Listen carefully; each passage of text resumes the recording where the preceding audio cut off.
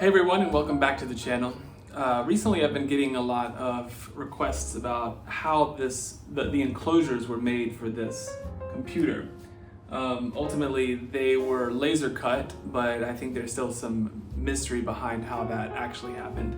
So if you look at this floppy drive right here, you'll be able to get probably a little bit of insight into how the enclosures were made. They were all made in the same fashion via this website that can generate boxes of any size if you just input some dimension information, X, Y, and Z dimensions.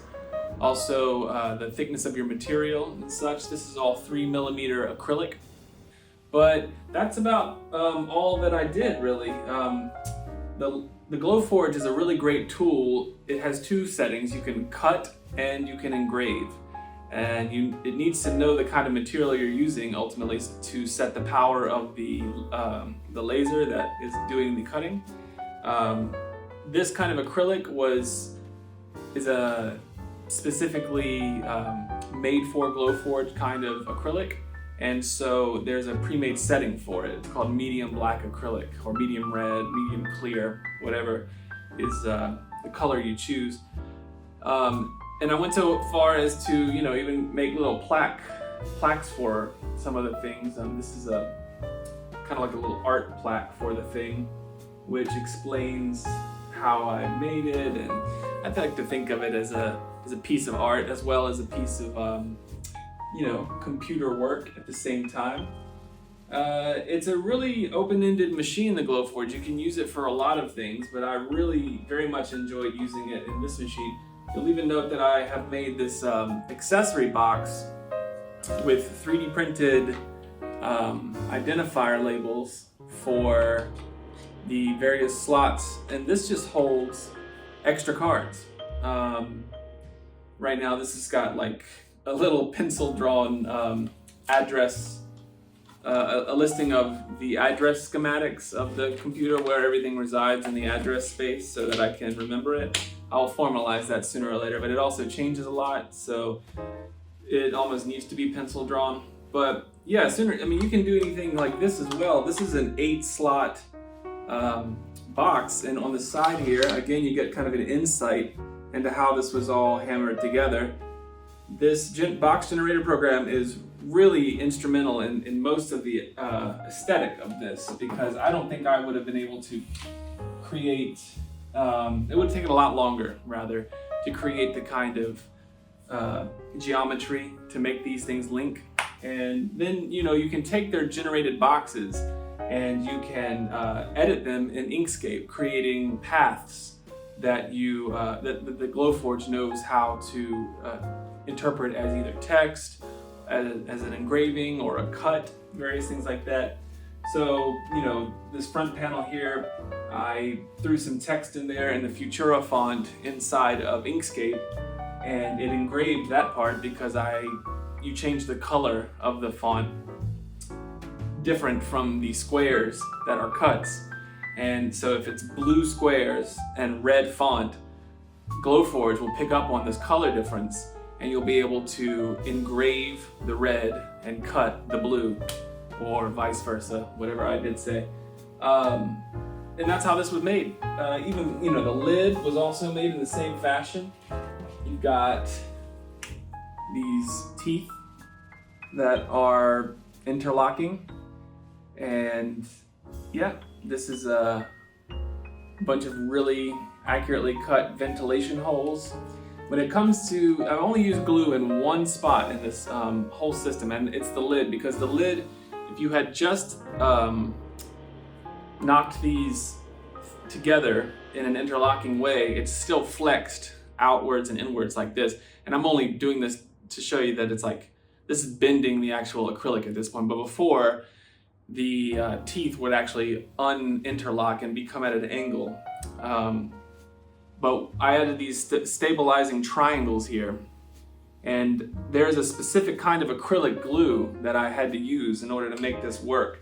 It's a pretty heavy chemical, it stinks, and it's very toxic at that, and it needs to be applied with great care. I will link where I got that acrylic glue, but it's a very specific kind of glue. And for example here, you see how these edges are flat? Well, the box generator created interlocking teeth for these on the outside, but I took a line inside of Inkscape and drew a line through it, made it a path, and ultimately it cut off for me all of those teeth that were generated by the box generator. That way I was able to get this nice flat line here, but it kept these teeth for interlocking into the top part of the lid. So it's just about kind of gaming the box generator program against the Glowforge and knowing how it all works. And in that way, this system's enclosure was made. And I really felt like I got such a hold on it that I started making all manner of weird peripherals. Like, this is not the thing that I've implemented yet either, but I do hope to make a robot car for the ColemanZ80 computer. And I would like to do it out of 74 Logic Series chips, very period correct parts to make this work. 8-bit data bus, get the car to move in that way. And then if anything else exists on the system that isn't laser cut, you have like this little switch right here, which is an added switch, which in the main video, which I'll link, it shows that this will give control either to an external terminal program, like on the MacBook, or it can give control to the computer. I just 3D printed this. I designed it in Tinkercad, and I 3D printed this to clip into and downwards into the ventilation holes of the lid. And I kind of modeled that after my experience with the Apple II. A lot of aftermarket products, I think a Kensington fan unit actually does that. It's got these little hooks that go into the Apple II and the ventilation holes of the Apple II and press down, and then that creates quite a nice connection. And not to mention, it's just one switch.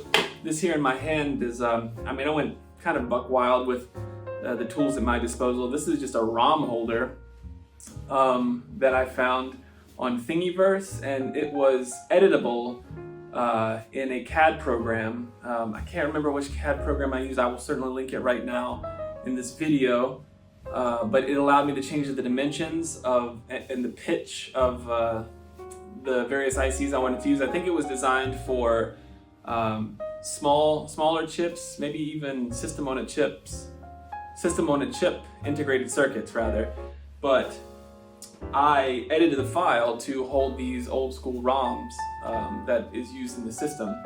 And this would lend itself to writing a manual, like if one wants to use the 16550 serial terminal, one must remove ROM 2 and place it into, and things like that. I do have future plans of writing a proper manual for this machine. I'd like to emulate a lot of the literature I've seen from various systems that preceded, that came from the 80s era. The literature of the 80s computers is almost an art within itself. Sometimes you got funny jokes that are like cartoonists write things in. I've seen a lot in the Apple II world for sure. And then the Sinclair has a lot of comics in them as well. And then, I kind of also want to emulate datasheet art. It's a very specific kind of, some might call it boring, but somebody made that art. Somebody made the design of the data sheets we all know and love, and the standards that we are so grateful to inherit. And so I would like to make the future of this machine is to carry on documenting it, and I would like to emulate the old looks of data sheets. Thanks so much for tuning in, and I hope to see you in the next video.